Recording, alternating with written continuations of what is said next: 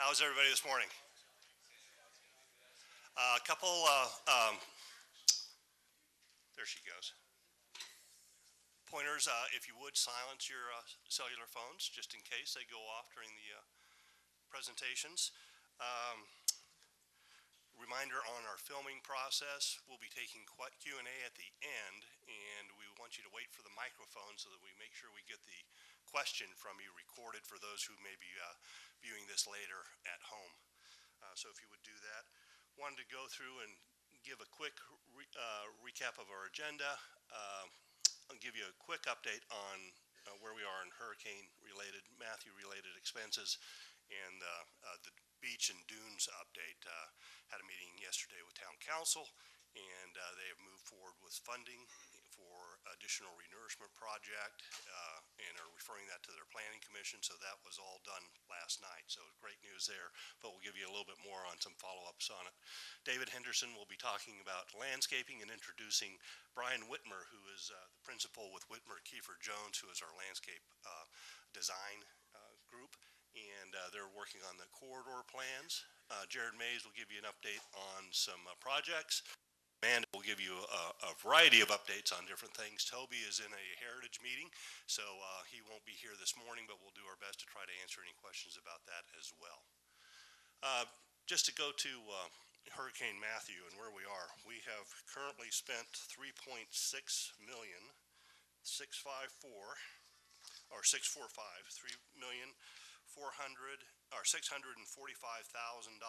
on storm-related expenses to date. We've done about $1.35 million this year, so we continue with those expenses. We are taking a break for Heritage with some of our contractors, and then they'll come back and be working along Palmetto Bay. We may have noticed some of the trees down along the road frontage there. We've repaired the fence, and Jared will give you a little bit more about that, but we have some continued concerns over there as well. With that, last night the town did move forward and refer to the Public Planning Commission a recommendation by the Public Facilities Committee that the town place sand along approximately 10,000 feet of the island's southern front adjacent to sea pines, the adjacent upland landmarks that roughly frame the limits of the project area are between the Tower Beach Club and East Beach Lagoon Drive. This action is in response to the beach and dune damage done by the passing of Hurricane Matthew. That meeting for the Planning Commission is May 17th at 3 o'clock, and we anticipate that they will move forward on that funding, and we should have some more specific cost related to that. The estimate right now is $7.5 million total. They're still working on how much FEMA may fund out of that. Hopefully they'll fund some of the mobilization costs, and the town will be picking up less than the $7.5 million. But that is going to be funded through beach fees. They already have the money in reserve for that funding, so they're in pretty good shape to move forward on it, and should, with as soon as they can get a contractor and get the relative permits completed. Also talked to Scott Liggett yesterday after the meeting about the other plans for fencing and plantings, and he is moving forward with a recommendation, hopefully by the end of the month, and permitting by the end of the month, to get some funding for either voluntary or possibly paid fencing along the frontage in a variety of different areas, and he'll have more of that to share with us. I've asked him if he would be available at our May community coffee. He's going to check his schedule. If he's not available for that, we'll schedule another time for Scott to come in and talk about the beach renourishment program and where we are at that point. So with that, I'd like to turn it over to David and talk a little bit about our special projects. David?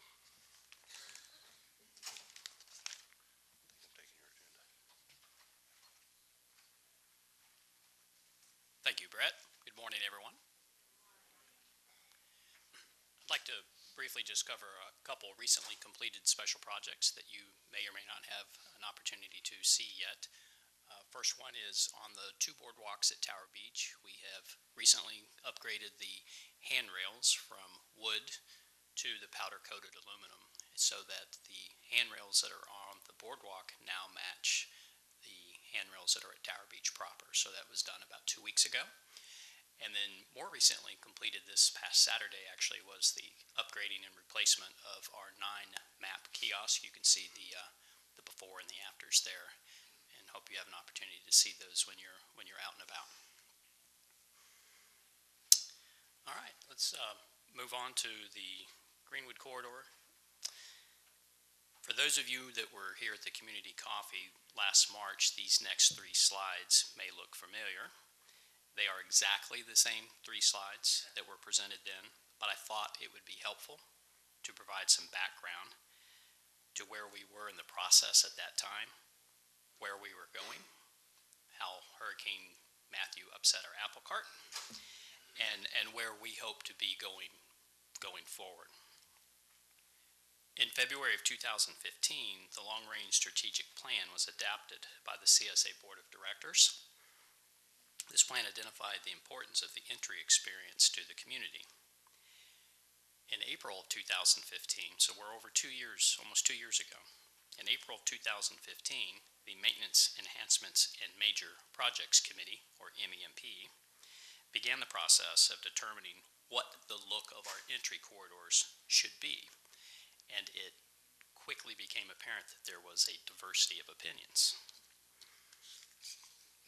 In order to help the committee make informed decisions, a survey was created by CSA, and in September of 2015, a link to take the survey was mailed to randomly selected owners. In October of 2015, a land survey of the Greenwood entrance corridor was completed. In November of 2015, $45,000 was approved in the 2016 budget for concept development of the Greenwood Corridor. And in December of 2015, the results from the survey were analyzed by USCB.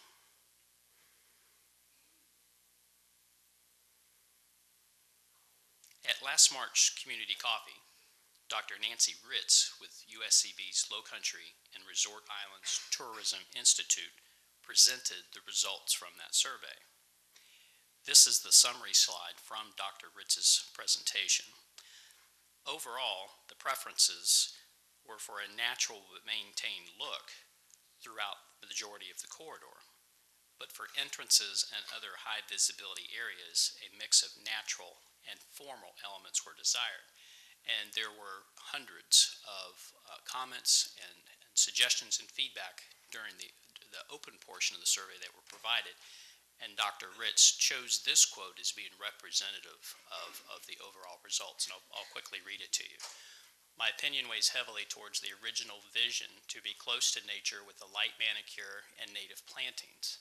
Having the gates and entry corridors dressed up with festive seasonal plantings is welcoming and appropriate, and maybe a few other spots around the resort. So for those of you that took the survey, you know what I'm talking about. For those of you that did not, what we attempted to do was to both describe in both words and in pictures this question of formal versus native landscaping. And these were the results that came from that. This slide, which was also presented last March exactly as you see it, described our next steps. The survey results were going to be presented to the MEMP committee, and then a landscape architect would be selected to develop those preliminary concepts. I'm going to pause at this time to introduce our landscape architect, whose firm was chosen after a selection process from qualified companies. Brian Whitmer, who is the principal of Whitmer, Jones & Kiefer, will be presenting the preliminary concepts that were developed for the Greenwood Drive entrance corridor. Please keep in mind that these concepts, which were developed prior to Hurricane Matthew, attempt to identify the challenges and opportunities within the corridor and to offer potential solutions that are consistent with community preferences. The proposed solutions are not necessarily a linear plan that starts at the beginning and finishes at the end, but rather a set of design principles intended to guide any enhancements that may be desired in the future. It's also important to note that budgets are only approved 1 year at a time. What this means is that for every action, there is a reaction. In other words, if a project is undertaken, there will be opportunity for feedback. Assumedly, if the work is well received, additional work may be contemplated. And if the work is not well received, then a reassessment will need to be made. Brian is going to will then briefly discuss the landscape repair work that is currently underway. I will then come back up after Brian to outline our post-Hurricane Matthew steps and to provide some additional detail on the landscape repair project, which I'm sure some of you have seen and hopefully not been too inconvenienced by here recently. Without further ado, I'd like to introduce Brian Whitmer.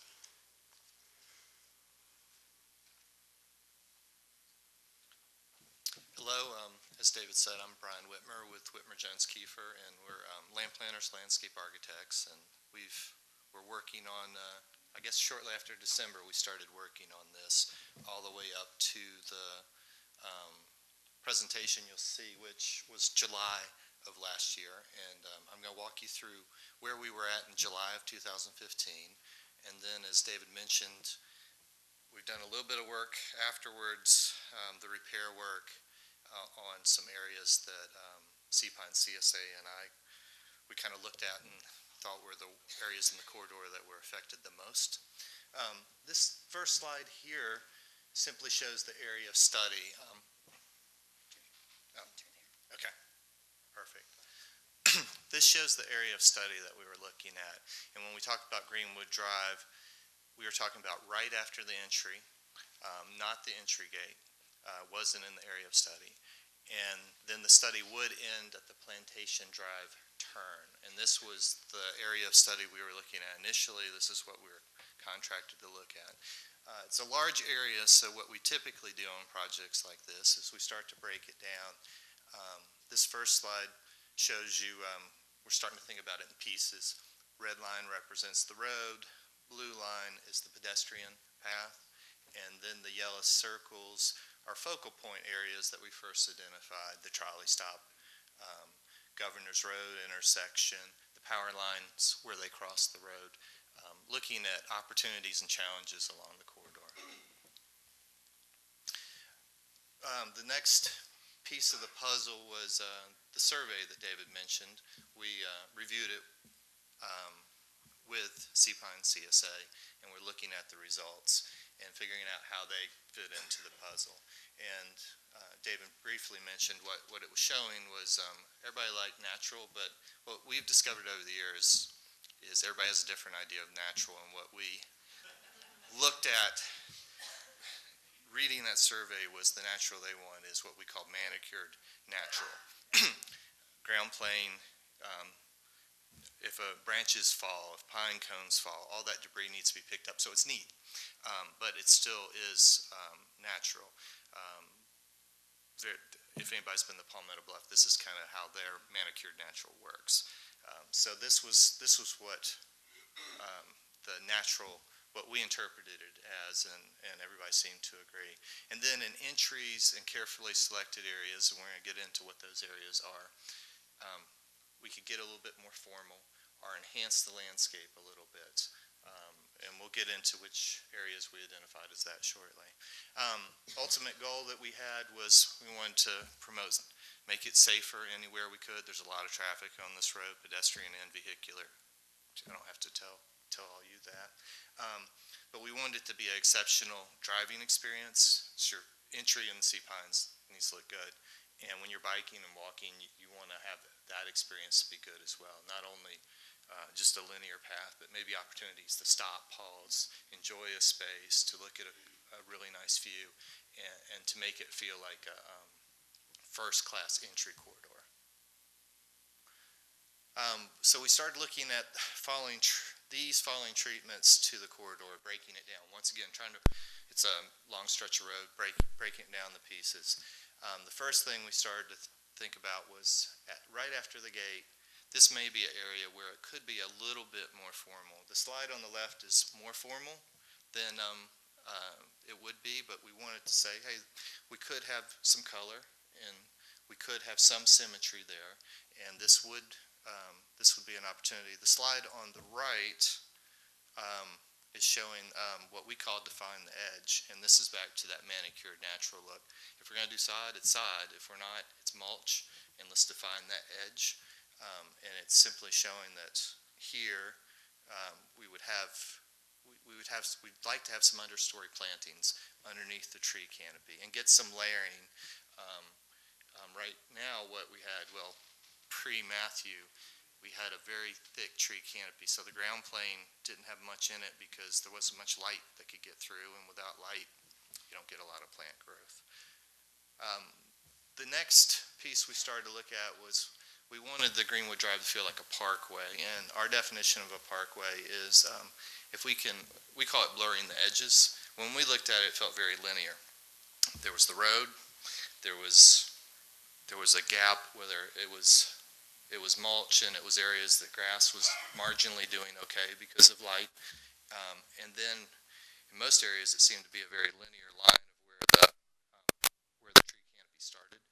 And we wanted to break that up a little bit. The slide on the right here starts to show how if you take some trees out, some of the ones that are diseased, damaged, overcrowding, and showcase some of the better trees, it really can break up that linear feel and give you some opportunities to add some plantings underneath. So that was one of the concepts that we wanted to incorporate.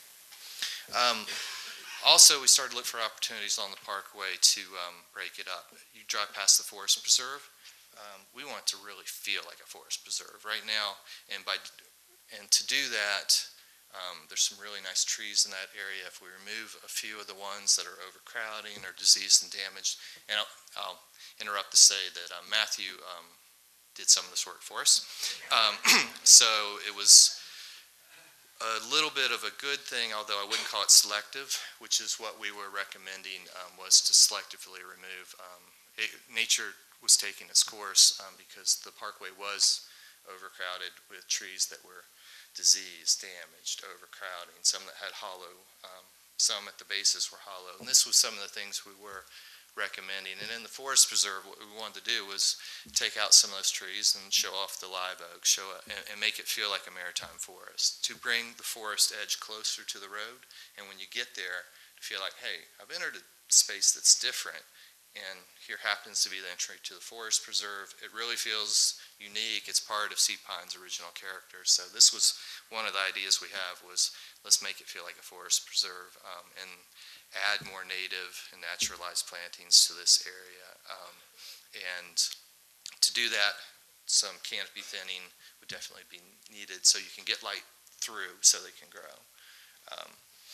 We also wanted to look for opportunities, and I briefly mentioned this, to create parks, and this is along the pedestrian path, to create areas where you could stop and pause and enjoy a view of a lagoon, to enjoy a really nice live oak canopy area, but to make sure you have a pull-off, so if you're enjoying it, you're not encumbering pedestrian traffic, bike traffic, and it's far enough away from the road, back to the safety, that you feel like it's a nice place to stop where you're not right up on the road. So we wanted to look for opportunities to maybe create some pocket parks, as we call them.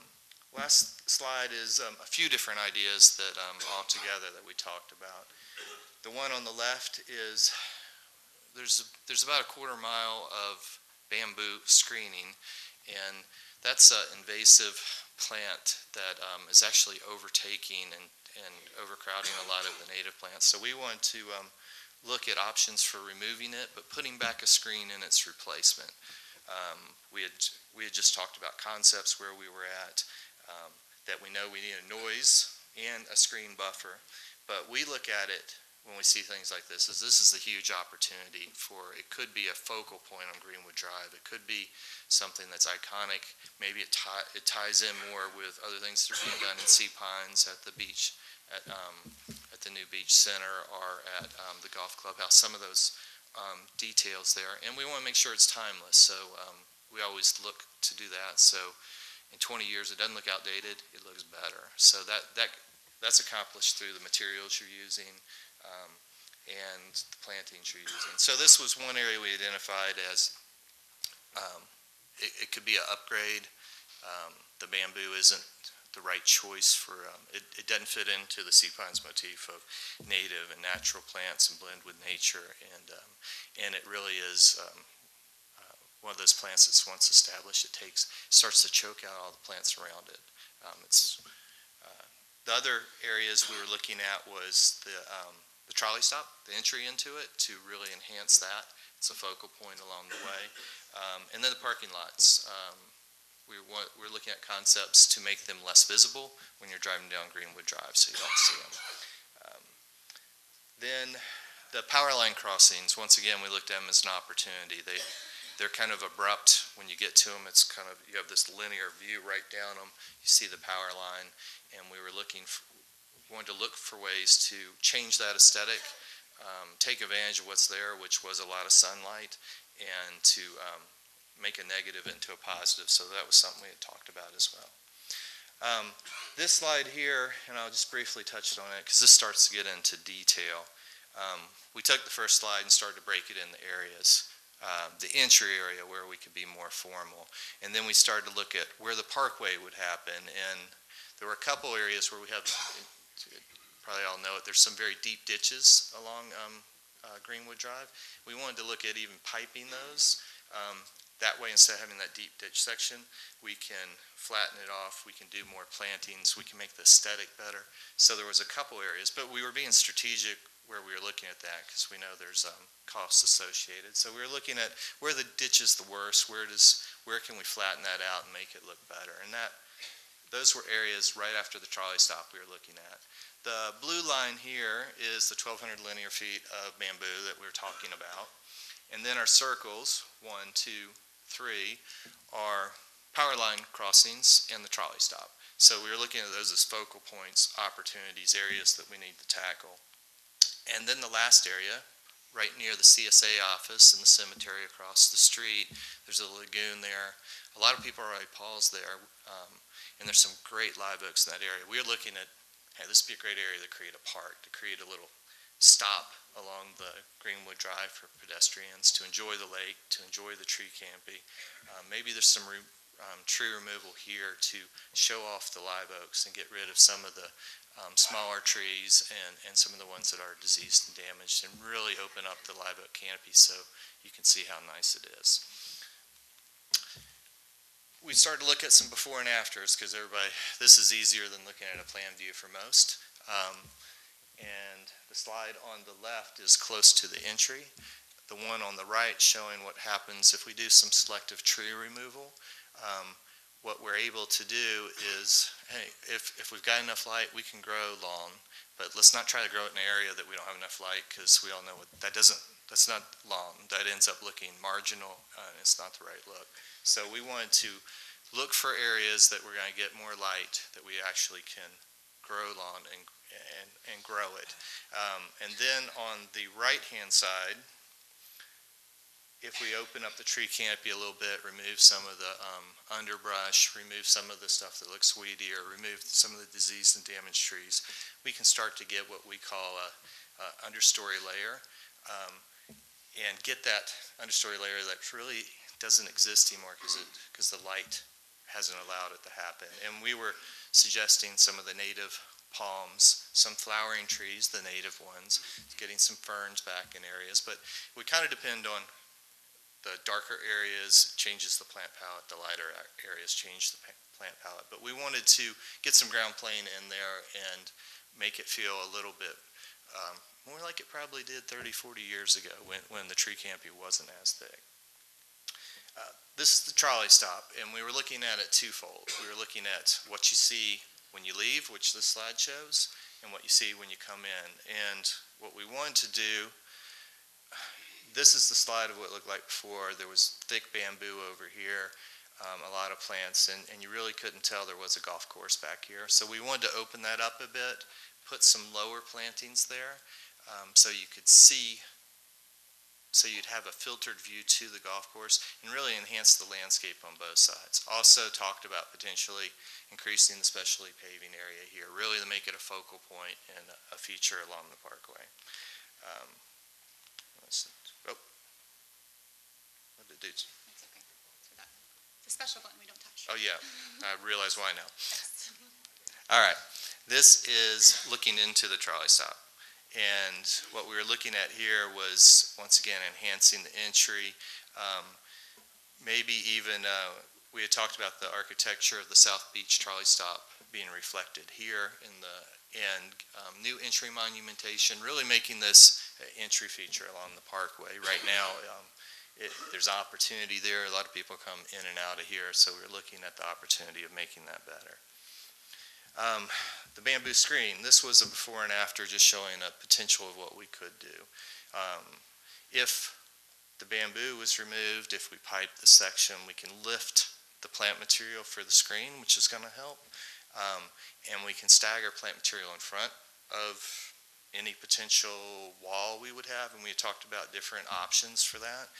But we wanted to, we didn't just want to have a screening fence there. We wanted to look at opportunities to screen it from both sides and really make it feel almost like a parkway where there would be a little rhythm in this section to the plantings, and you would really notice you're in a different area. But we were hopeful that this look, which is bamboo that's really hanging over and taking the light away from the grass, that we could get rid of that.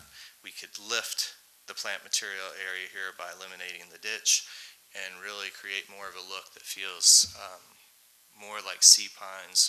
Look to fence details, look to planting details that are done elsewhere, and look for a long-term solution that could be improvement. Power line crossings. If right now when I looked at it, what I always saw was it's very linear. There's an abrupt wall on each side of trees that go up 40, 50 feet. If we could do some thinning on each side and do what we call scalping the edges where it doesn't look like such a linear line, and that would give us opportunity to get a little plants underneath on each side here and here, that it would start to draw your eye away from just funneling right down it and making it immediately letting you know exactly what it is, a power line easement. The other thing we can get creative with, we can't go above 12 feet in a power line easement, but you can do anything below 12 feet. So this would be an area we get a lot of sun. If we wanted to look in doing some perennials, if we wanted to do some color and some flowering trees, we can really draw your eye down. Make it a, this is an area we could really add color, and you could drive by here and you could see the color, you could see the scalped edge, you could see a flowering tree on the edge. It's not linear in nature. Our hope is done well, and we've played with power lines before, that you see all this stuff and you don't notice the power line. So we looked at it as an opportunity really to change. It's a change when you're driving along the parkway. You have these overhanging canopies, which are very beautiful, but now you get to an opening. Take advantage of that opening, plant things that don't grow elsewhere, and really play it up. So this is taking a negative to a positive. This is the park we talked about. The before is the view you get driving down Greenwood Drive looking to the right-hand side. If we remove some of the lower plantings, if we remove some of the underbrush around the lagoon, the live oak canopy back here at the turn of plantation is really good.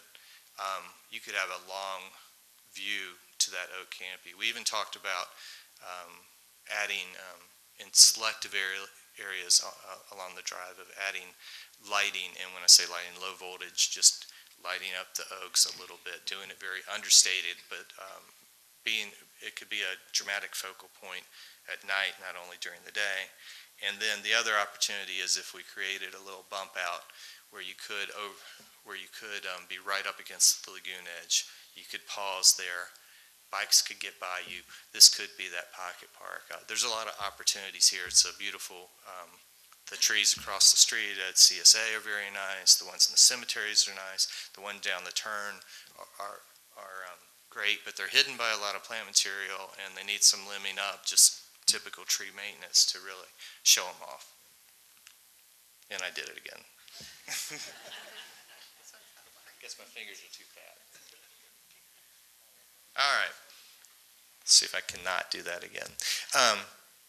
This slide here was where we ended in July, and what we talked about was, hey, can you make some recommendations of, and these were ours, of where would we start? Because as David mentioned, we can't do it all at once. So we started to break it up into areas.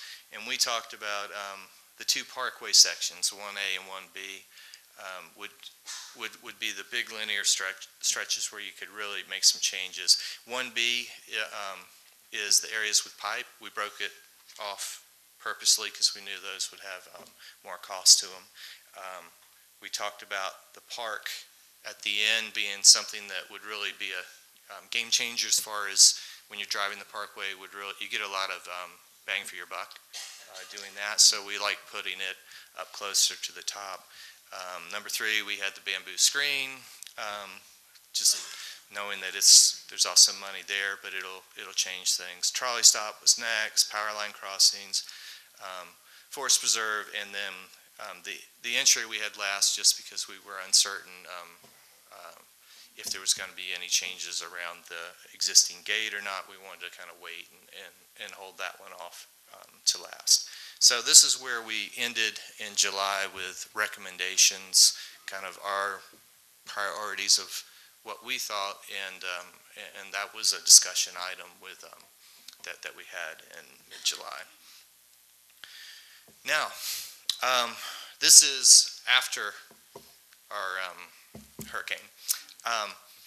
What we drove the corridor with CPI and CSA. We looked at the areas that we thought were hurt the most and really needed the most help.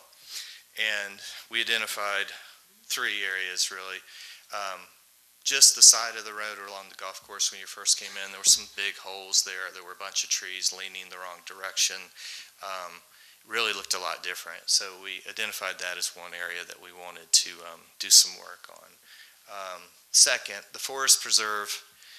From the forest preserve looking across the street towards the power line easement, there were a lot of homes that nobody ever saw before.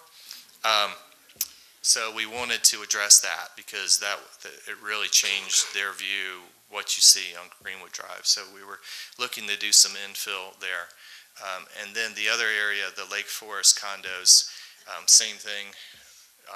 Here they are right along Greenwood Drive now. So we wanted to look at how can we soften that view. So those were the areas that we decided needed the most attention first. So we started to look at those areas. These are the same plants we talked about in our meetings before July, but we basically were talking about the plant palette we were going to put down. Very native, naturalized species, a lot that happened in the corridor, live oaks, saw palms. Yes, there's pines on there, but we're very strategic where we put them. They are part of the maritime forest, but we don't want to place them near homes. We don't place them near roads, and we weren't doing many at all. But they are part of our forest, so to eliminate them is not the right movement, but to selectively choose where they are is.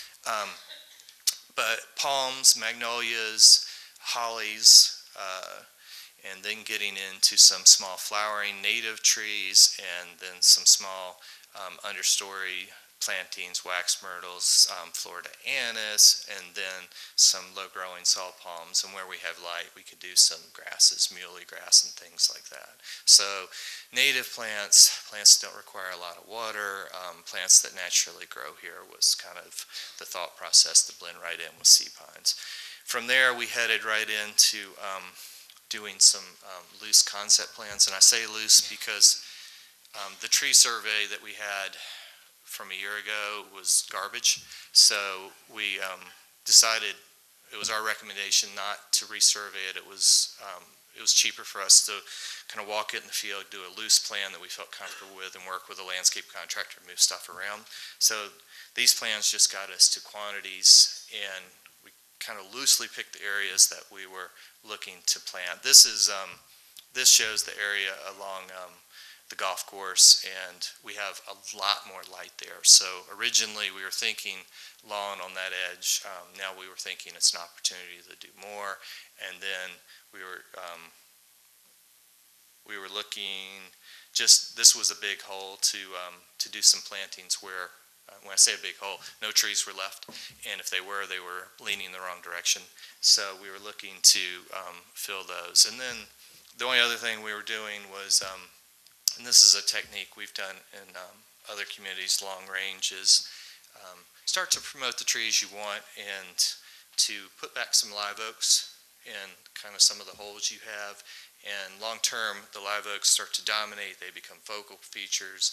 And you take out some water oaks and laurel oaks and pines and sweet gums that aren't doing particularly well or overcrowding them. So what you get is a canopy that's dominated a little bit more by live oaks, which is the tree that it's kind of the signature tree down here. Everybody likes it, and they also very wind resistant.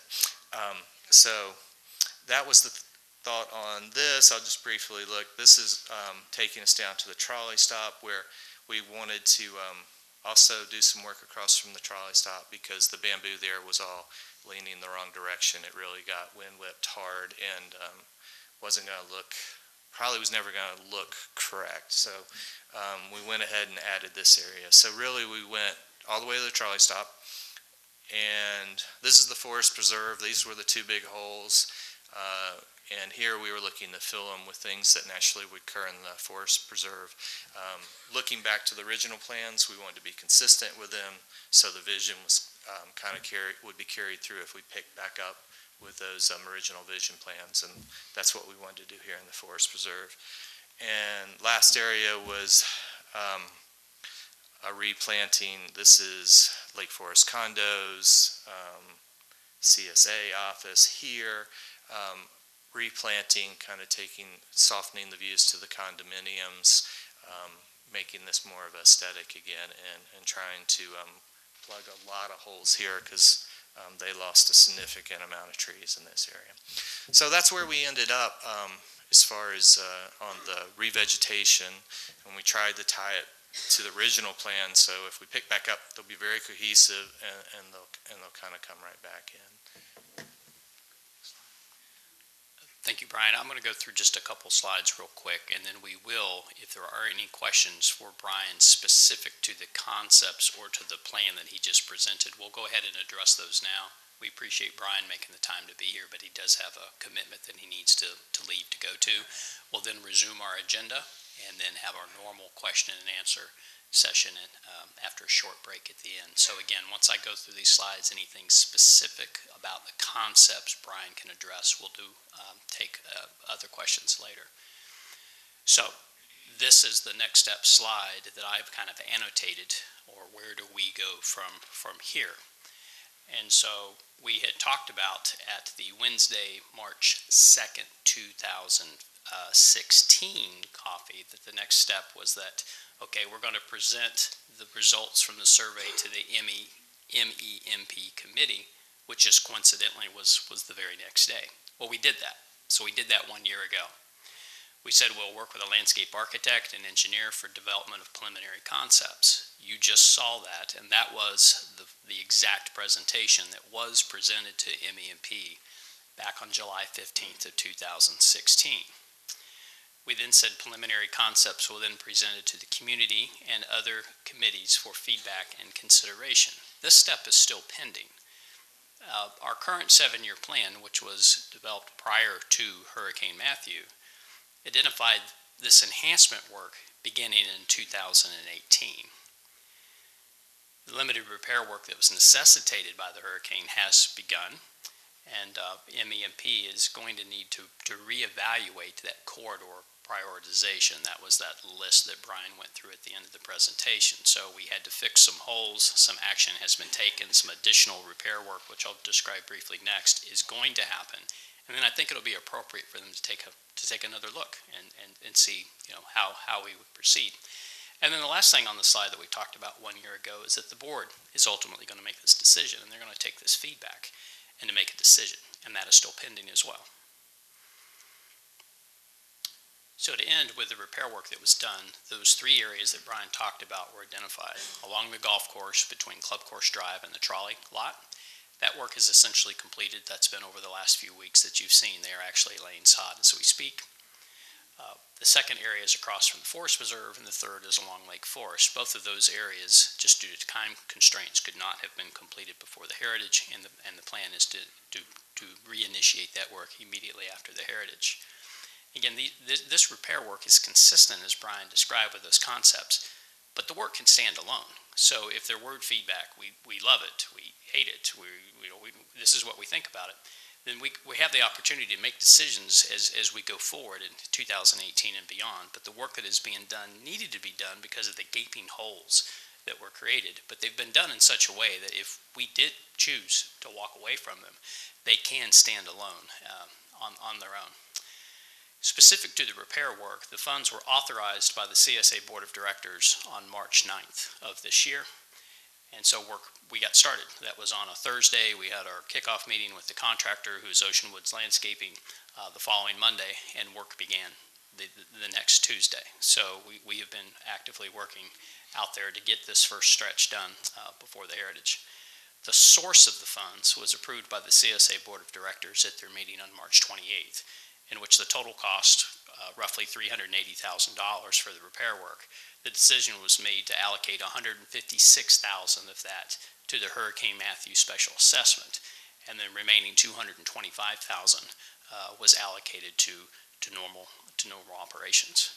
So with that said, if you have any questions at this time related to Brian's presentation or the concepts, we'll entertain those now, and then again, we will proceed with the agenda, and then come back with our normal Q&A after a short break at the end.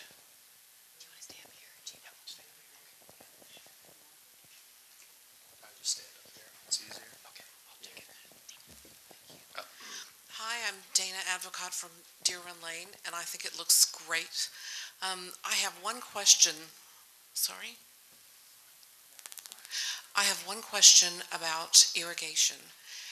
So many communities across the country are experiencing, really hiked water rates in summer, and golf courses are, deciding not to irrigate. And I'm just wondering, once these plantings become more mature, will they need the irrigation that has been put in along the road? And are we using fresh water, or are we using gray water to irrigate?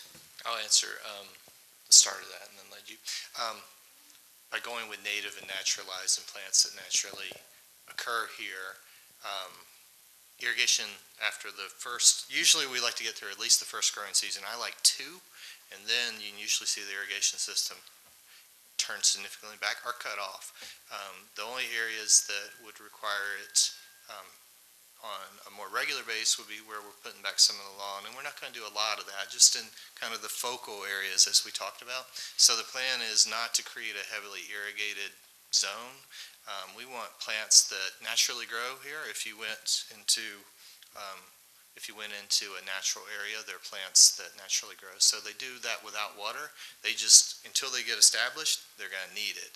And knowing this is your entry corridor, having the irrigation system's kind of an insurance policy in my mind. Once the plants are established, heavy drought, you could turn it on just for a short period of time. But the thought is really to minimize that. And then also on your question, it is the gray or the reclaimed water irrigation system that is there. There was irrigation along much of the corridor prior to the storm for those sod areas that had previously been established, but it kind of died out over time as the canopy closed.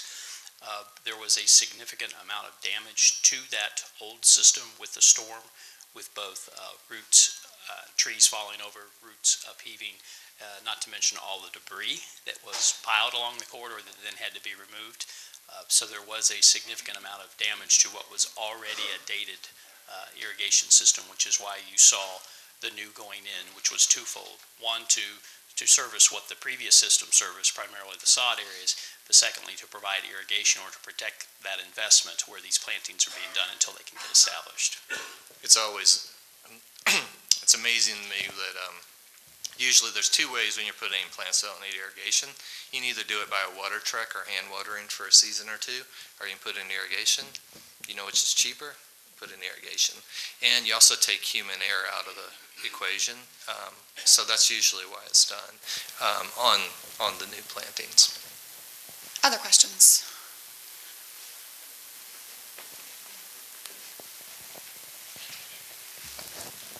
Hi, I'm Jane Kennedy.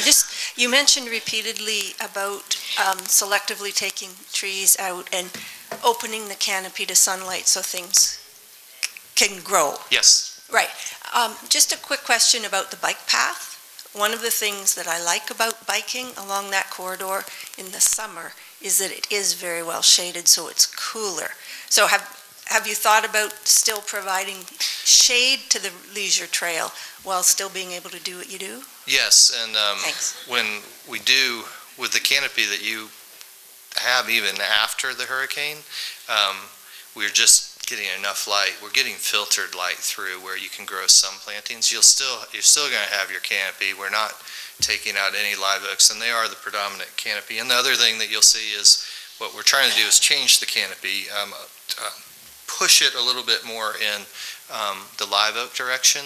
That's the big trees that are going to come back in, and kind of selectively putting them where in 10 years when you're driving down, you see, wow, there's a cool live oak, here's another one. But I don't think we're making any changes to the amount of shade on the trail. We're trying to, obviously, yes, it gets hot here in the summer, and we have a lot of canopy. This is more about if you have too many trees in one area, the health of those trees isn't good, and an arborist would tell you that's first thing that needs to happen, and nature usually takes care of it too, and it did. So yeah, we'll keep sunlight. We won't have more sunlight on the trail than we do now. I have a question. For the trolley at Sue Emke, Greenwood, or Governor's Road, for the trolley entrance, the view that you want to put nice plantings to look at the golf course, did you coordinate with the country club? Because we have been busy planting plants along there that we want to grow, because we don't like seeing the traffic. Yes, we did. We had a conversation with them. That is one area, because the green is right there, that they're happy with it being open, because they said the green hasn't looked this good in years. So in a lot of areas where you're fairway, they want some taller stuff. But at that particular area, with the green being right behind there, they were perfectly fine with it. We met with them on site, David, myself, and coordinated. If I could follow up, Brian, if you'll notice, Sue, next time you drive by what has already gone in the ground across from the trolley, currently you can see all of that green that's there, but if you'll look, there are several saucer magnolias that are currently dormant that are beginning to leaf out, and currently they're in that 8-foot range. There also is a lot of anise that was planted there that is going to get About 8 feet tall. 8 feet at maturity. So this is what it is at day one. But that view will be significantly reduced as this material fills in at that ground to mid-ish level to provide some of that screening. The club planted palm trees on that side. Yes, the club, if you'll notice, they planted what is going to be, at some point in the future, a pretty significant hedge of ligustrum on their side of the fence, all the way down, and we've done what we've done on our side of the fence, but we have coordinated with them and actually kind of tweaked our plan at that particular location to try to not compromise our plan, but to try to help them meet some of their objectives as well. Tom Hennessy, I've just, and I like what you presented here, just a personal suggestion. I know when our grandkids come and ride the bike paths, they like the allure of riding the paths sort of through wooded areas. And I noticed one of the pictures showed you were taking the trees down between the bike path and, as you referred to it, as the parkway. And I just think that would, at least from their perspective, it would lose a little adventure and allure if they were found themselves riding along basically a sidewalk along the side of a parkway. So I just offer that for your thought. It's good comment. The danger always when you do the before and afters is we try to pick a place and do it. There's probably only a couple hundred linear feet and there's not many trees in that area, so that isn't one area you feel like you're riding through the forest. Because I agree, that's a cool feel, that's a nice aesthetic. The area we were looking to do that is very close to the entry where there's only a few trees on that one side. So I don't think we're changing it much there. When you dip into the woods, that's going to remain unchanged. If anything, it'll be better because I think you'll have the canopy will look a little healthier. There'll be a little variety on the ground plane, and I'm hopeful it feels more like you're driving through a maritime forest. Other questions for Brian? Okay, well, thank you so much, Brian. Thank you.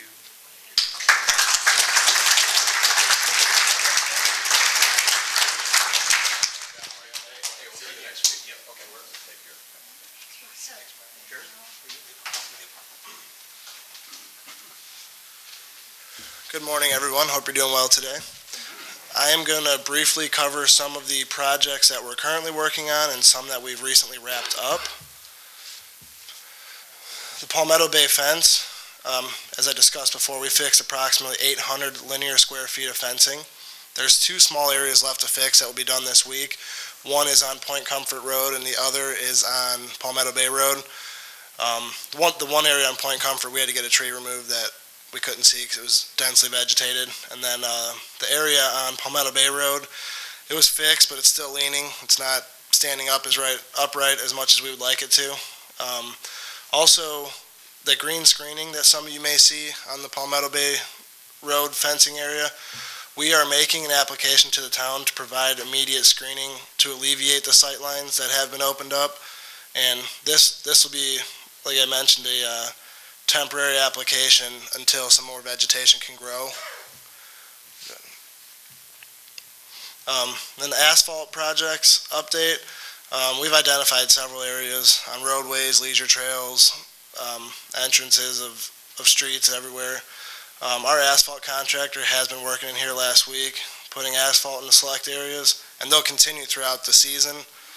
So don't think if your street hasn't been hit yet, that's not going to get hit. We're going through and hitting the potholes and the cracking areas as best we can, and hopefully we're not going to hold up traffic too bad. We're going to work with Amanda and get communication out to everybody for that. And then here's a few before and after pictures of some of the projects that we recently wrapped up. This is around Fraser Circle. If you're going on Greenwood and you're going to turn right on the lighthouse, heading towards Harbor Town. This area got hit pretty hard, but if you notice, we put in some sod, and then we also put some pine straw down just to kind of clean the area up a little bit. And I think it looks better. Hope everyone likes it, but it got hit real hard there, so this was our best option. And then touching on what David and Brian had spoke about, this is if you're pulling out of the trolley stop, looking across where the golf course is over here. That's what it currently looks like. That's what's put in now. And you can see this picture on the left here. You have a laser pointer? Oh, I don't know. I don't want to hit the same button Brian did. There, I got this one. If you can see, a lot of this bamboo is all laying down. Some of the trees were leaning, and there really wasn't a way to fix it or get it to look better other than to do what we did here. But as you can see, there's a lot of underbrush here, and there's also some magnolias, as they mentioned, that are dormant right now and are pushing out new buds. So another 2 or 3 weeks, they should have some leaves on them, and it'll liven the area up a little bit. And hopefully, and as they mentioned, it was working with the country club and with our plan to make sure everyone's happy and help everybody out. This was another area over by the trolley stop. It's a little hard to see, but when we came back from the hurricane, we couldn't drive this way because there was a power line down, trees everywhere, so we didn't have much of a choice but to go around and drive on this edge here. But obviously, as you can tell, it created ruts and really messed up the turf, so we had to put new turf in, and we also replaced these posts and the rope to get everything back up and going. Some of these areas the rope were broken, some of the 4x4 posts were broken as well. So just a little follow up on some of the things we've been working on. And, you know, a lot of people don't go back here, but if you do take a look at it, it looks significantly better than what it did. And then the shuttle pull-off pad. If you'll notice, this is Lighthouse right here and Plantations right here. This isn't a completely finished project or completely finished photo. I took this as late as I could yesterday, but since then this concrete curbing has been poured, and we are actually putting in dirt around these edges to fill everything back in. We're going to put some mulch around it, and then do a little small plantings in here. So just in case anyone had any questions on what was going on over here, this is what was being put in. So I will turn it over to Amanda.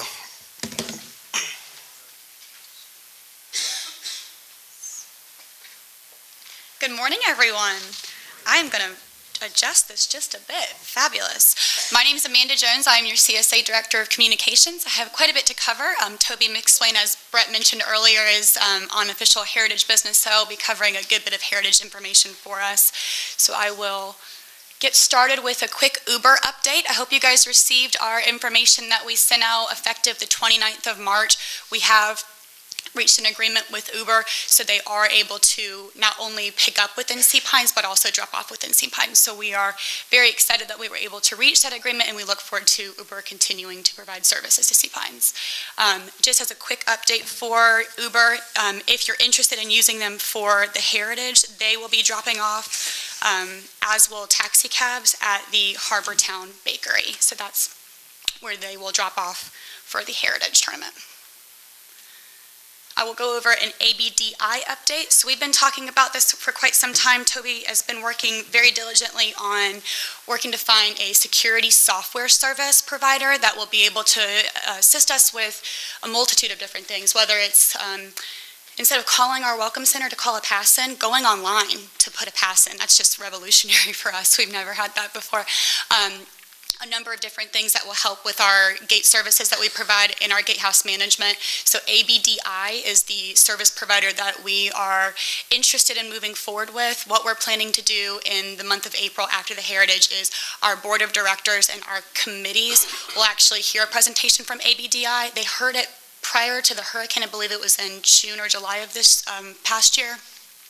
But they will hear that presentation again, and then it will come to the community. So in May, before the CSA board meeting, which is the 23rd of May, we'll have a community forum where we invite all of our property owners to come hear that update from ABDI, learn more about what the services they provide or can provide to our community would be, and then the ABDI discussion will go in front of the CSA board on the May 23rd CSA board meeting.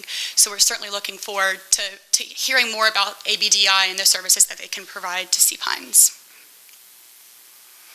Some upcoming events in April. Today here in this building at 11 o'clock, so if you can hang around after the coffee is over, we will hear from the Long Range Strategic Planning Committee. They will host a community forum to give an update on the committee's progress, and this is a really, really great opportunity for the property owners to provide feedback to the Long Range Strategic Planning Committee. They are really working hard to make sure that the vision of Sea Pines involves all of the feedback that the property owners would provide, so I encourage you to stay after this meeting if you're able to do so. It will start at 11. As most of us know, April 10th through the 16th is Heritage. RBCHeritage.com is the link to their website. We will host a community shredding event on April 18th. That event will be from 9 o'clock to 11 o'clock a.m. in the morning. It will be right out here at the community center parking lot. It's open to all Sea Pines property owners. We only ask for residential quantities, please. And staples are permitted, and if you have items in a metal binder, they do have to be removed before they get shredded. Just a quick reminder, there are no CSA or ASPO board meetings in the month of April. In May, we have our coffee on May 3rd at 9 a.m. right here in the community center. Our annual ASPO and CSA annual meeting is going to be on May 8th from 3 to 5 p.m. That meeting will be at the Sea Pines Country Club. We can't host it in this room because it's not large enough for all of our property owners who attend, so it's going to be over at the Country Club. We will host the meetings, and then we will have an hour-long reception. We'll have beverages and cocktails as well as appetizers, so we encourage you guys to come to that. The Artists of Sea Pines will have an opening reception here in the community center on May 10th from 5 to 7. Our ASPO board meetings on May 18th at 9 a.m. And our CSA board meeting is here on the 23rd. And these notes were supposed to be under that, so let me make that correction. That probably is a little confusing. For our annual meeting, we send out proxies. Our proxies were mailed per our bylaws on April 1st. You have until May 1st to return those to us. We encourage all of our property owners to return their proxies so we can ensure we have quorum for that meeting. It's very important for us. In advance of the board meeting as well, if you have any questions that you'd like to ask of CSA and or ASPO, please submit those to info@csacpines.com. We ask that those questions come to us by May 1st so we can have a chance to get those answered in advance. Of course, we'll take questions at the annual meeting from the floor, but in the essence of a meeting time frame, we ask for questions in advance so we can make sure we're getting those taken care of and answered for you. Couple other things.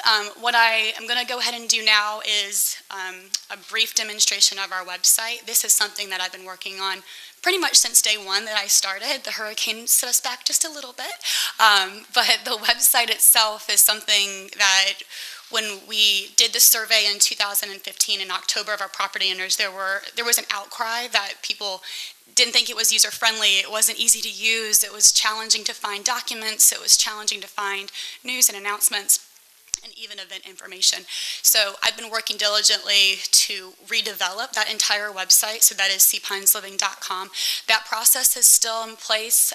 We are really in the last week of our stretch of getting that site launched. So what I'm going to do right now is give a very brief demonstration of the test site. So what that means is you're going to see some key features of the test site specifically related for our property owners, but keep in mind that since it's a test site, it's not able to really be perused through since we're still adding photography and still adding some key points and features.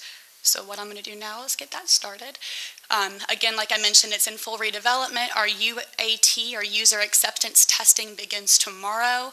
Our new website will be desktop, tablet, mobile friendly, easier to navigate. We'll be able to have specific communications targeted to our users. It'll be a single site with a member login. Previously, we were using 2 sites, a full public site and a full member site, which were equally as large, over 700 pages for each of them, so it was a monstrosity in the website world. It will have an alert module, so you'll be able to be alerted to certain things and certain information, new, more imagery, and then a frequently asked questions database, which will be our confirmation station. So this are some key aspects of our new website. This is our header here. This is our footer. You can see that it's broken up into different sections depending on the person that would be coming to the site. So property owners are over here, visitors and service providers, and then there's an entire section for Explore Sea Pines. One of the things our previous website did not do is that it didn't tell you that it barely scratched the surface of the forest preserve. It didn't have any beautiful pictures of the forest preserve. So many of our property owners, if you didn't really get out and look, you may not even have known it was there. So things like that you could find inside of Sea Pines, whether it's dining or services or activities and attractions that you could find within Sea Pines. Our property owner section here, this is our footer, so it actually expands to show you what's included. News and announcements, events and activities, maintenance, security, governance. Those are really big things that CSA does for our property owners. So maintenance and security here, you'll be able to make a request online to have your mulch delivered. You'll be able to make a request online to have your mailbox replaced or have a new mailbox installed. The same thing for security. If you need to sign up for our house checks for your absentee property owners, you can do that online. Prior to that, you had to call the security office to get that done. Governance, which is this section down here.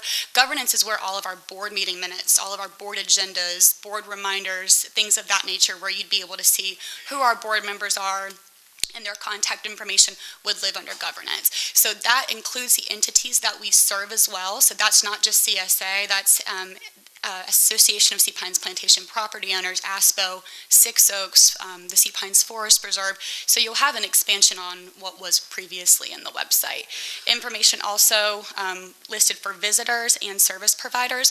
Our previous website, if we had a service provider have a question, we really didn't have a section for them on our previous website, so we were answering calls all the time for questions that we could have answered very quickly on a website. So we've specifically broken out sections for them as well. And then under Explore Sea Pines, you have things like the history of Sea Pines, the activities within Sea Pines, the attractions, and the services. So certainly a much more robust site, but it will also be much more user-friendly. Like I mentioned, this is property owners. You can get to it through multiple sources, whether that's our header or our footer, so you'll be able to get to your section of the website much more easily.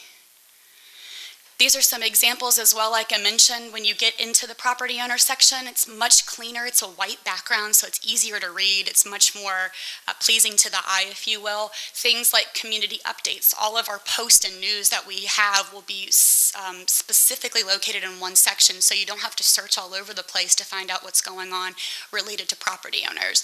Our newsletters, things like that, will be easy to find as well. And then, like I mentioned, our breakouts of the services that CSA provides, whether that's maintenance, security, or governance, will be easy to find under services also for property owners. So save the date. It's coming in 1 week. 1 week from today is the big day.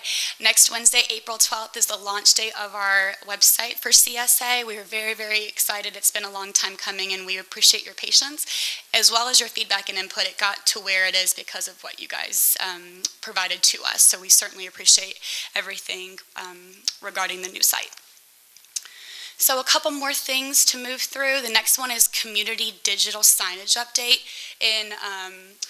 In February and in March at both of the coffees, I showed this same slide. So what this is the slide of our current signage at the front gate of Greenwood as well as the Ocean Gate. These signs are manually changed out by our maintenance staff. It's extremely time consuming. We, in multiple situations, have events, for example, the long-range strategic planning meetings at 11 and the coffees today at 9. Those are two events that we're fighting for space on that sign just today alone. The sign is not illuminated at nighttime, so it's really difficult to see. So this is the current sign. When we brought this to the community in February and in March, this is the mocked rendering that we showed. When we showed it at the coffee in March and February, there was some concerns with sight lines. People said it may be too big. How can we see around it? Can we see traffic coming from the other lane as well as coming from Club Course area? So we heard you guys, and we wanted to make sure that we did what we would call a scaled rendering. So what you're about to see is a scaled rendering. It is not exactly what the construction will look like. We wanted to be able to do a length, height, width, and depth check to see if the sight lines would be blocked, to see if there were any issues. So that's actually what we did last week. We had our team build a scaled rendering so we could see if the sight lines would be an issue. So Brett, David, Jared, Toby, Michael Tucker, I think there was a whole handful of people that I went down there as well to check it just to see. So this is the Greenwood Gate. You can see that this is obviously the inbound lanes coming in. These are the outbound lanes. All of those folks that I just mentioned did not see any issues with sight lines.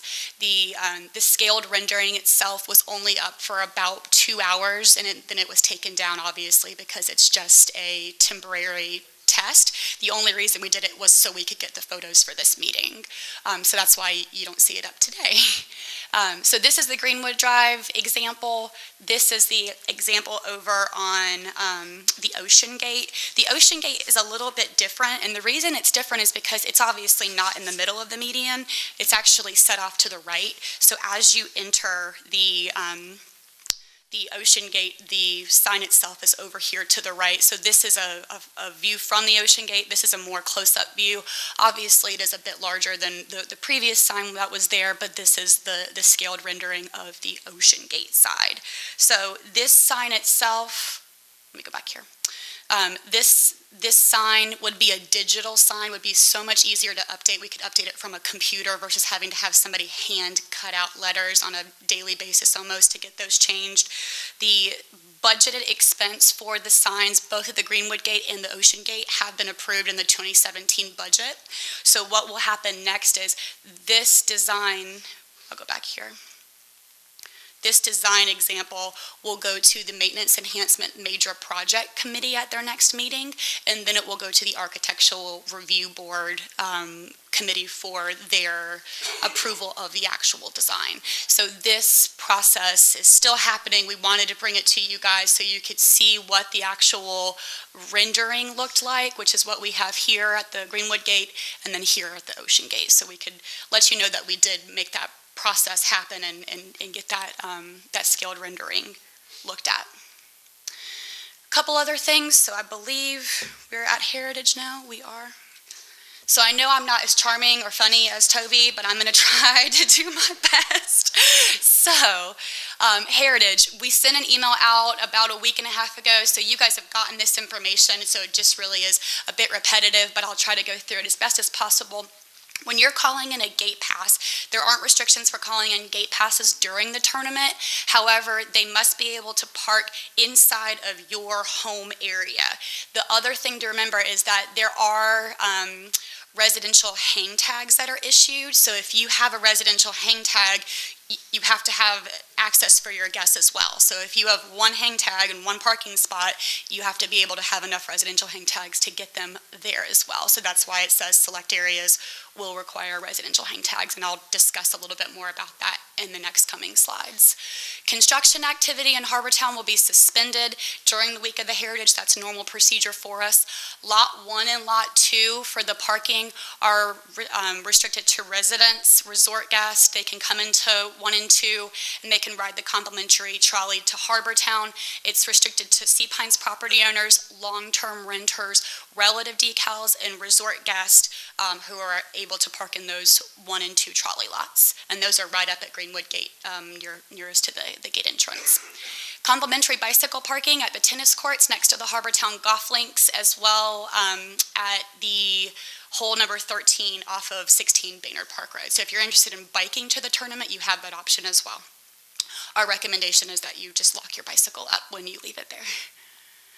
So hang tags, like I mentioned, these are our areas that require hang tags. Our hang tag distribution is in process right now. So if you live in these areas, you need to go pick up your hang tag. Hang tags can be picked up during these hours, 7 to 5 during weekdays. Once we're in the weekend schedule, Saturdays are 8 to 3 and then 8 to 2. We're typically not open on the weekends, but during this process for hang tag distribution, we will be. If you, for some reason, cannot pick your hang tag up yourself, you can set a assignee to pick up your hang tag on your behalf. You can just email CSA if you'd like to. You can send it to info@csaseapines.com, or you can do a handwritten authorization. So that way, if, for example, your daughter's going to come pick up your hang tag for you, you would just give that permission to your daughter to pick it up. This is a really important note down here. The road barricades will be in place no later than 6:30 a.m. Monday through Sunday of the tournament, and they will not be removed until tournament play is completed. One more note, Lighthouse Road and Lighthouse Lane is actually, I said 6:30, but it's 6 a.m. So that's one of the anomalies. That one's a bit earlier than the others. And if you have any questions about hang tags, feel free to call the office at 671-1343.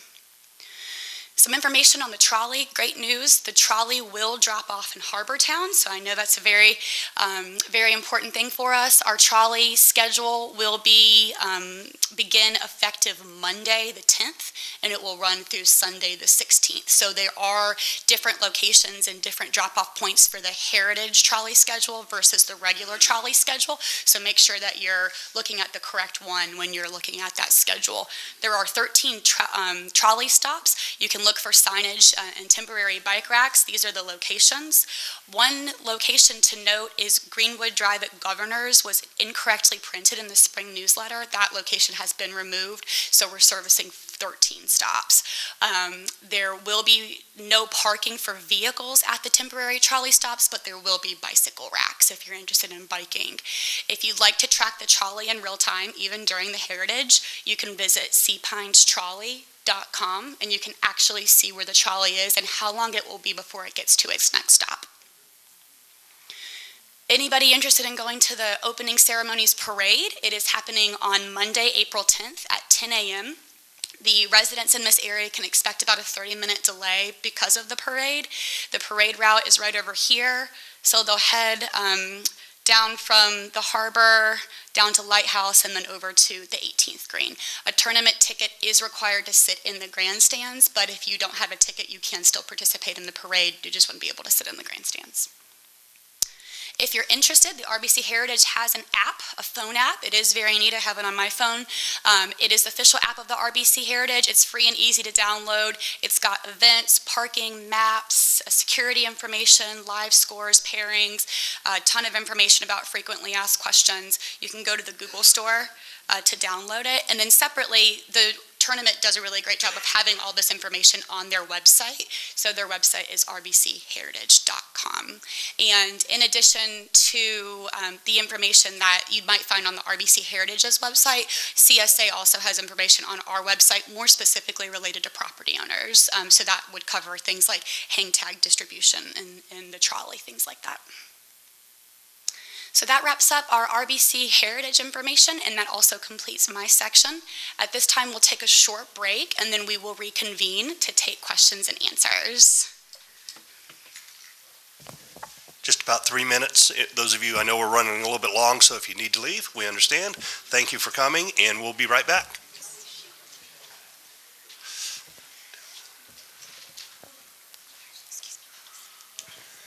Dennis Miller from Residents Club. Amanda, these are really to you. One with the website. In order to get to security, do you have to log in? The reason I ask, I've had occasion a couple times when I've been out walking about, wanted to report something to security, and if anybody's like me, I don't remember my passwords real well, and I'm trying to, how do I get to security? And I'm standing there for a while, and finally I got ticked off and went home, got the car, and drove down to CSA. Is there like a hot button somewhere that I can get straight in for an emergency? There will be. So in the beauty of the new website is that truly the only thing that we'll have behind a members only login for phase 1 will be an opportunity for you to update your property owner information, whether your email's changed or your phone number's changed. That's what you would log in for. As we move into phase 2, we'll try to make that more robust and to add additional things as we get feedback from the community, from our property owners specifically. But from a security perspective, just like maintenance, that's all on the front side now. Super easy to get to. You can just click right on it, and obviously if it's an emergency, we'd like you to call the office, so that way if somebody's, an alligator's being aggressive or something, call the office. After I take my picture of it. Right, that would be fine. But if it's something that would be a normal reporting system online, we encourage you to use it that way, so. And just for clarification, as last year we asked this question, the trolley stop at Club Course Villas is really at Residents Club, correct? They're not going to go back in through Residents Club. You and I did talk about this last year, and that is the same. It is the same pinpoint as we had last year, and it's the same location. Yes, thank you for that clarification. Okay, anything else?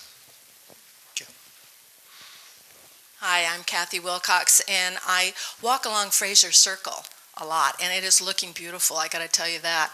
There are two oak trees that are fairly new. I believe they were put in last year, that are leaning way over, and they could be saved, I think, if they were straightened up. Just thought I'd mention it. Okay.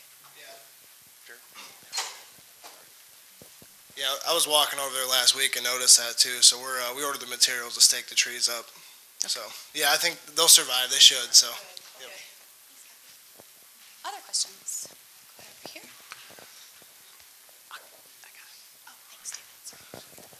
Bill Schroeder, Water Oak. I have two quick questions. One is, I know you mentioned earlier when you first came on that there was going to be, you're working on fencing between, on the bike lot, on the bike path going into where Harris Teeter parking lot is. That's completely open now, and you have bikers coming in and out of there all the time now, just bypassing the area. Are you talking about there where the gate opens? No. After the gate, there's a whole open area now. Right. Vegetation. Now bikers are just coming in and out of there willy-nilly. Is that going to be like a temporary fence going up in there anytime? It is. Once we're done with the Palmetto Bay Fence, we're taking them over there to look at that as well. And I know there's some stuff we have to look at the canvas back area, so okay. They're on right there. The second question is the gate going on the leisure trail going into Club Course has been now broken for about 3 weeks. Is there any time frame of when that's going to be repaired? The metal gate that opens? I wasn't aware that was broke. It is broken. We're waiting on parts to get that completed. Toby's not here right now, but he's been working on trying to get both of those, and they were both non-operable for a while. But I'm not sure what the specifics is, but we're aware of it and trying to get it resolved. All right, thanks. Other questions? Yes. Linda Fahrenkopf, Wagon Road. Is the Tower Beach arm going to be fixed anytime soon? Not anytime soon, but we are manning that gate now. We've moved up and we've determined that we're going to have to man it earlier. So I believe the staff person is already on board to begin manning that. And when did that start, Amanda? Yesterday. So we've got someone down there. Thank you.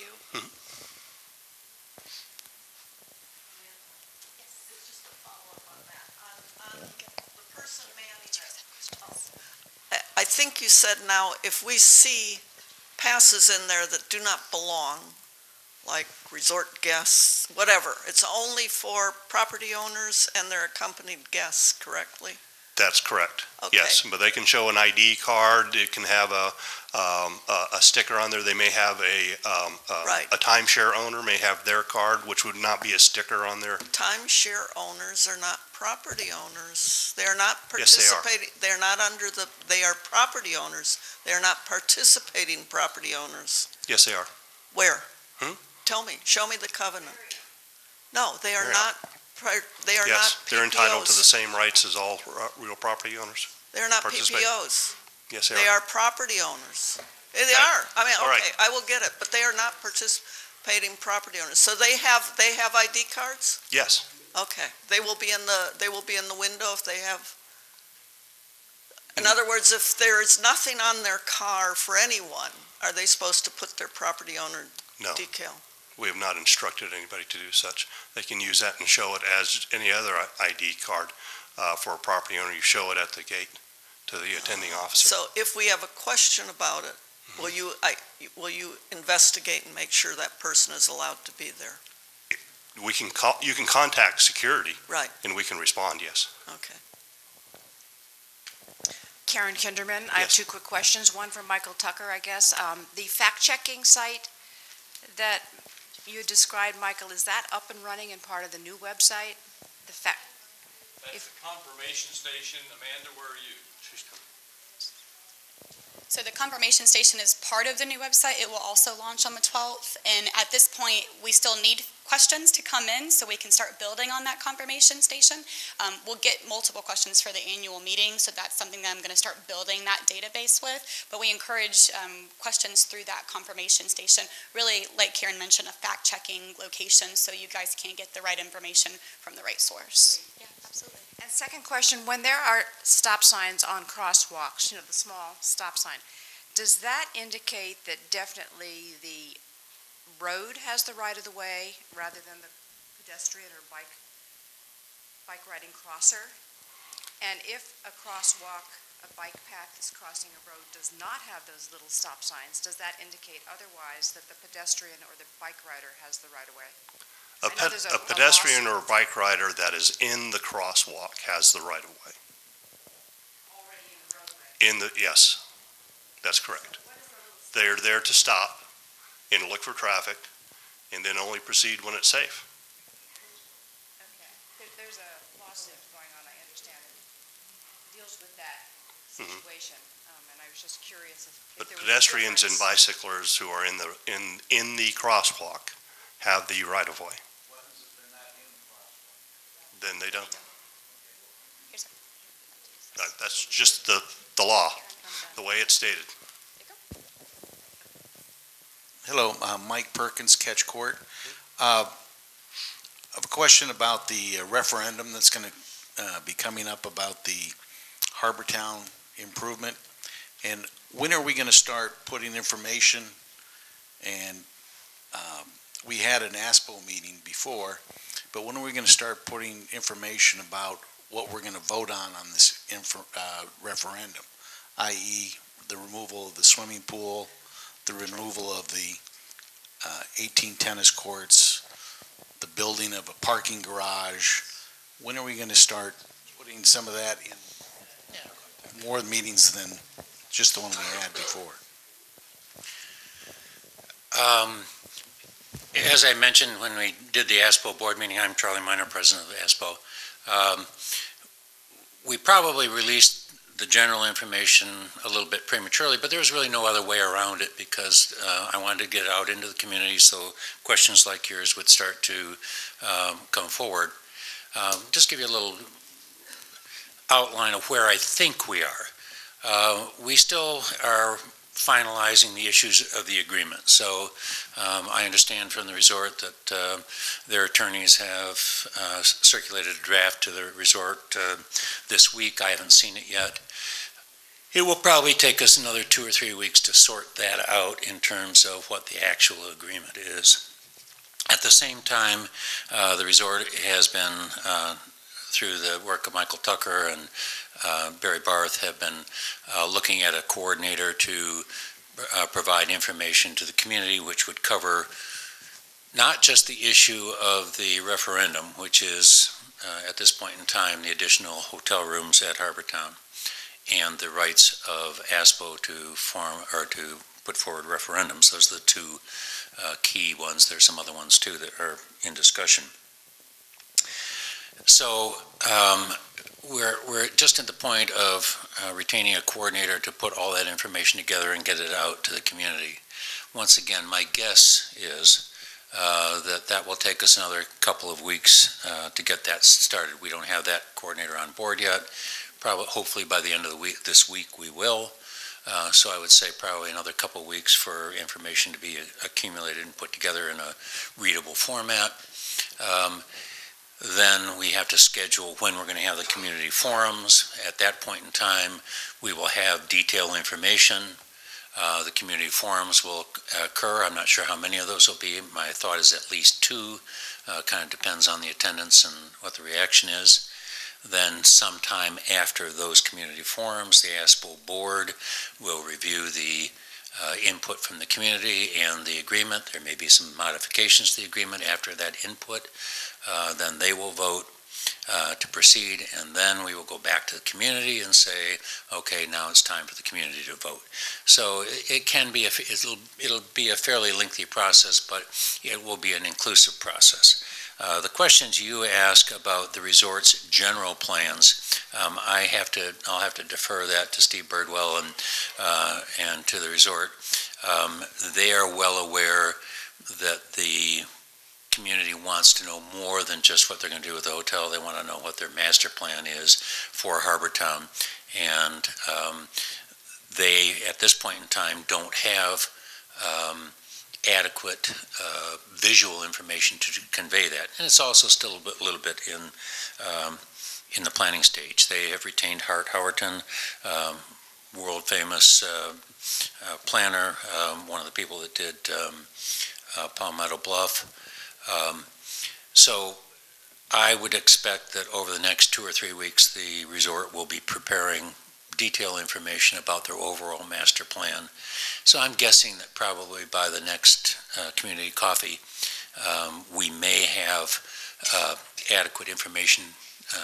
So what I'm describing here is a deliberate and careful process to make sure we have the right information, that it's presented in a way that's accurate, and it's presented in a way that the public has time to put input into it, and that we have time to take that input and consider it in terms of the final referendum and the final agreement. So this is a work in process. That's the rough schedule in my mind. We don't have that actually pinned down right now, because anytime you have lawyers working on agreements, you can't always control the timing. I want to make sure that the agreement we have and the way that the resort presents their master plan fully informs all residents in Sea Pines and provides ample understanding and reason to look at what they're doing and understand it in total. So you raised some good questions, some of which may not have a firm answer right at the moment. Where does the pool go? There will be a new pool. How do you get access to it? I think that needs to be clarified a little bit, but you will have access to it. What are we doing about tennis? The resort is absolutely committed to tennis. So how does the tennis work in with the new hotel? Don't have an exact answer to that, but once again, I will leave that to the resort to present that, and I would say that probably within a month, you'll start to see far more detail on that. You could argue that we should have done this, we should have waited to make this announcement until we had all the information together, but it just doesn't work that way. We had to go to the board and say, here's what we're doing. Once you go to the board meetings are public, the information gets out, so it's best to get it out. At least the information you have at this point in time, I believe, is accurate, and the detail is lacking, and I promise you the detail will be forthcoming. Thanks, Charlie. We have a question over here. Not for Charlie. My name's Kathy Borkren. I'm a part-time resident. It's not for you, sir. No. It's for She said, okay, I thought. And I just want to take the opportunity to thank you, everyone, for your communication and the work you've done to clean this place up from the hurricane. And I didn't have an opportunity. You're probably tired of hearing this, but I wanted to thank you for that. It's just amazing what you've done. Well, thank you, and it's been a group effort, including the people in this room.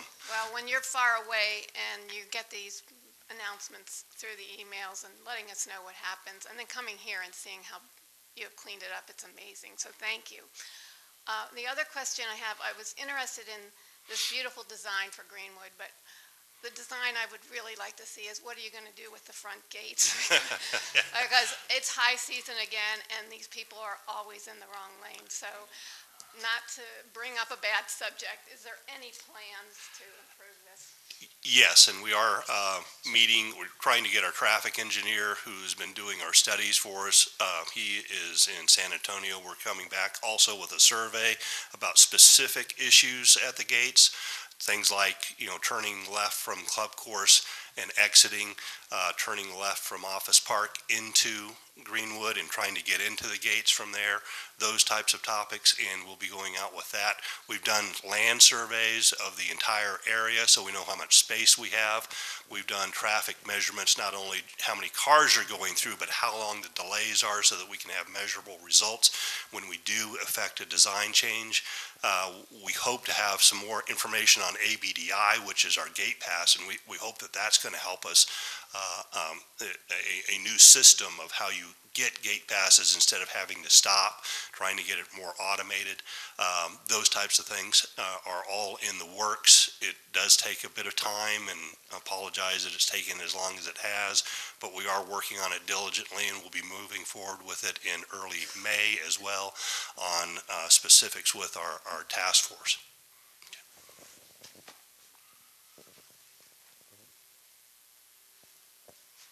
He's going to bring it around to you. Thanks, David. Hi, Ted Kerner, Calabogie Club. I just saw a great presentation with the landscaping. I was going to take us back to nature, and then I come up and I see that there's a community digital lighted sign going to be at both of our entranceways announcing that we're having a CSA property owners meeting. It just doesn't seem that they're all together. I wonder why, I sort of just question the need for that sign for our community. Okay. Probably just a stand-up sandwich sign would meet the need. Yeah, it's really, and I don't disagree, but it's come from really a couple different things. One is just the physical requirements of trying to make the changes to the sign all the time. And then the number of events that we're trying to get information out on, as Amanda says, it changes daily as we go forward. And just to get the response time where we can get an announcement out there, whether it's a traffic delay or something that's coming up on that sign immediately, we actually have to make those signs and send and insert them into that little bracket there every day. And it's cumbersome, it's time consuming, it's not cost effective. Is it a glorified TV screen? Yes. Sorry. But we will consider lighting choices, color choices. Those are already things that I'm thinking ahead too, obviously, making sure it's not, Neon. and things like that. I'll be very cognizant of what color choices we use. And a good example of that is when the hurricane happened, I desperately wanted to put something on that sign that said, like, hurricane evacuation process, view our website. And we didn't even have a chance to do that before we had to evacuate our entire staff. So it's things like that from a messaging communication perspective to our property owners that are hugely important. I mean, things like a weather alert, we're supposed to have really nasty weather today.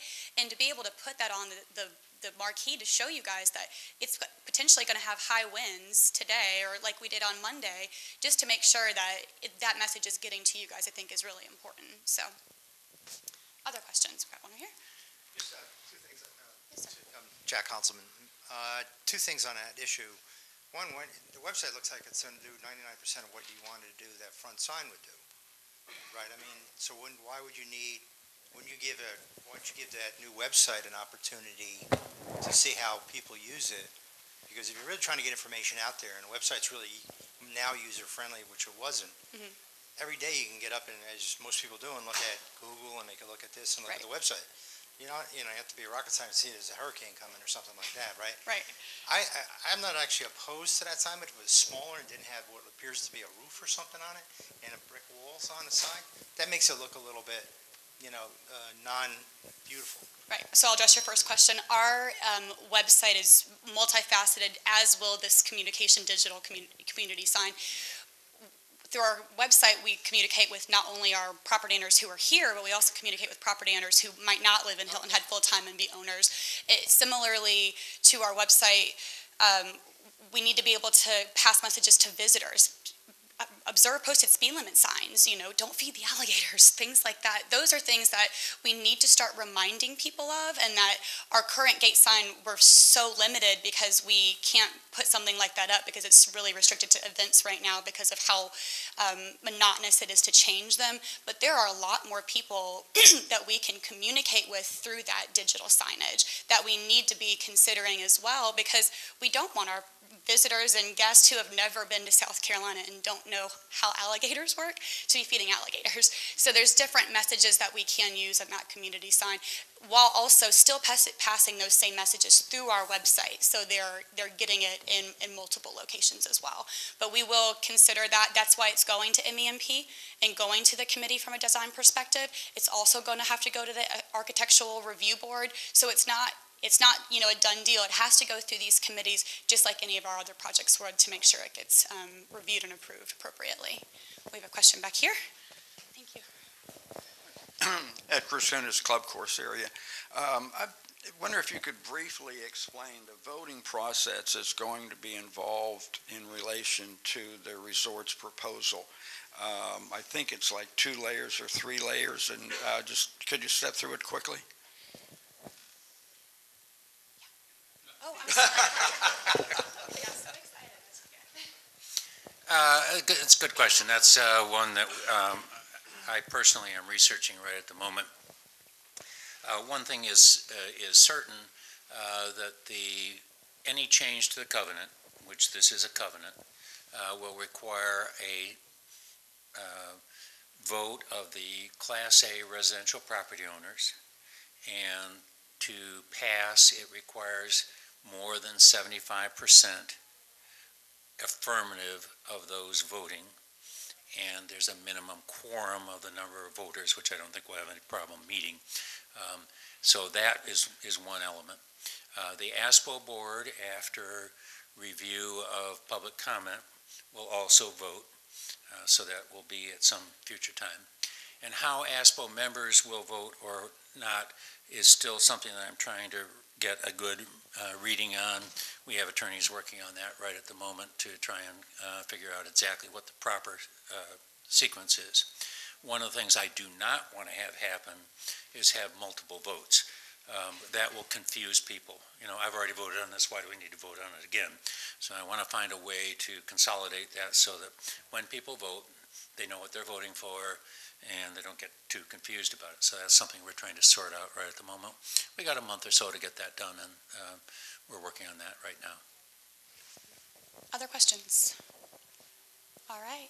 Well, thank you so much again for joining us. Thank you. We certainly appreciate it. Have a great day. Great day.